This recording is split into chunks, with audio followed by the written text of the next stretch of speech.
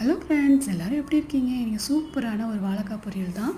அதுக்கு பார்த்தீங்கன்னா தேங்காய், பச்சை மிளகா இதெல்லாம் அரைக்கிறதுக்கு ஜீரகம் எல்லாம் சேர்த்து அரைச்சி எடுத்துப்போம். கருவேப்பிலை, வெங்காயம் இதெல்லாம் தாளிக்கிறதுக்கு எடுத்துக்கலாம். கொஞ்சமாக எண்ணெய் ஊற்றிட்டு கொஞ்சமாக கடுகு, கருவேப்பிலை, வெங்காயம், ஒரு பச்சை மிளகா கீரை சேர்த்துப்போம். இது நல்லா ஒரு பொன்னிறமாக வந்ததுக்கப்புறம் வேக வச்சுருக்க வாழைக்காவில் வந்து நான் உப்பு சேர்த்து மஞ்சத்தூளும் சேர்த்து தான் வேக வச்சுருக்கேன்.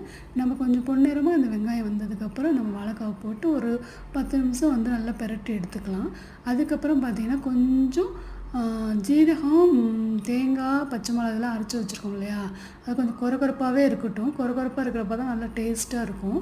நல்லா வெந்து வந்த வாழைக்காவோட சேர்த்து நம்ம ஒரு பெரட்டினா போதும். ரொம்ப தேங்காய் தானே சேர்த்துருக்கோம், ரொம்ப நேரம் பெரட்ட வேணாம். அப்படியே சேர்த்து ஒரு பெரட்டிடலாம்.